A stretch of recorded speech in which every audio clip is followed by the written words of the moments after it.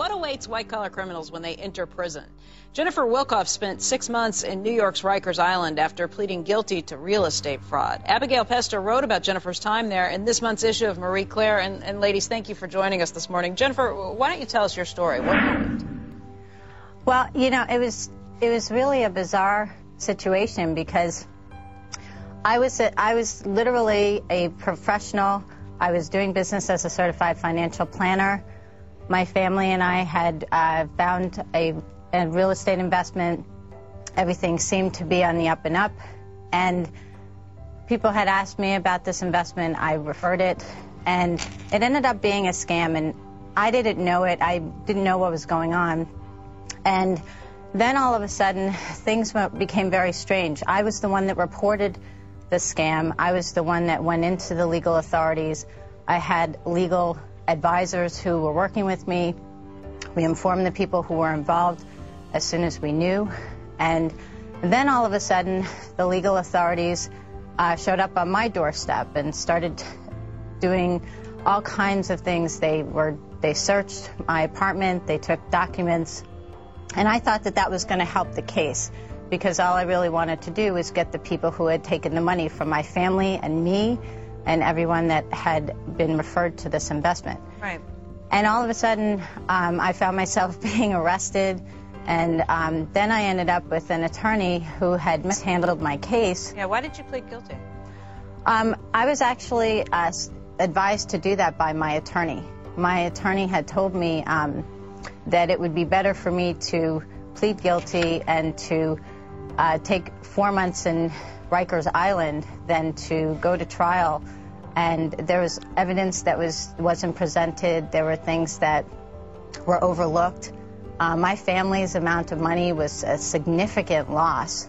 This is something that we had invested in, and it was never addressed. It was never addressed by the attorneys, and it was never addressed in the court.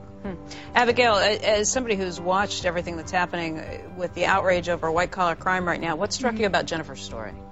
Oh, well, it's a very current story, and for our readers, we thought they would be interested to hear what's it like for a professional white-collar person to go to a really hardcore prison. You know, Jennifer spent 4 months in Rikers Island. It's a notoriously violent New York City jail. Right now, several guards have been indicted for running an alleged prison fight club there, where they had inmates beating each other to death, beating each other up, and one of them actually died. So, you know, here you have a professional woman in her Brooklyn Heights brownstone, and next thing you know, she's going to hell, really. So, for our readers, we wanted to know. You know, we thought we would tell people the story of what's it like to survive an experience like that and come out the other side and, you know, not emerge a furious person. And Jennifer really did a pretty amazing job of handling that. Jennifer, what is it like to enter Rikers Island? It's like going to a foreign country. I mean, as a professional person, I'm used to talking on a cell phone, working and checking my email on a computer.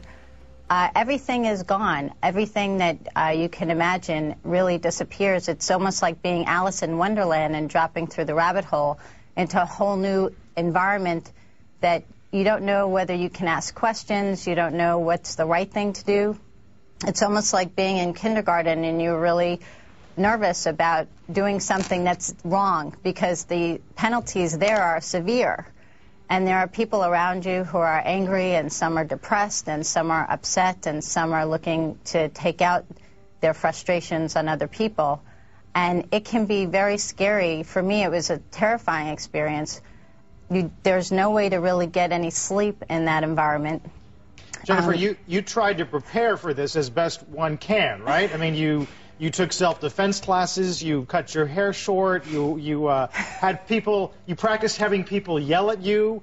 Did any of that come in handy at all, or is this something you just can't prepare for?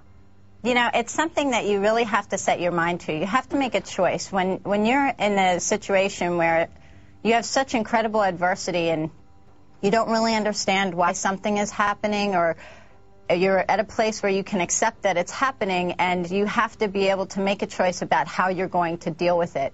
And for me, I know for myself, I felt that there was something good that I could do. Even though everything was falling down around me, I knew that there was something good that I could do. I actually felt like there was someone in there who I could help.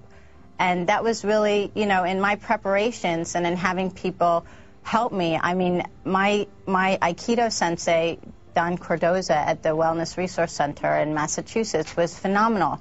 He really helped me, and he was the one who suggested that I cut my hair. And then when I was going to cut my hair, I said, well, I don't want to just cut my hair. I know that there are people who can use that because they're in situations with cancer. So I donated my hair to the Pantene Beautiful Lengths program. I mean, it really, you know, I became very thoughtful about this and said, okay, how can I take this horrible situation, really devastating situation, and turn it into something good so it can benefit me and other people in a way that could be very profound and make a difference. Jennifer, we want to thank you very much for coming on and sharing your story today. And Abby, great to see you too. Thank you for bringing this to us. Again, Jennifer and Abigail. And again, that's in Marie Claire this month if you'd like to read more about the story.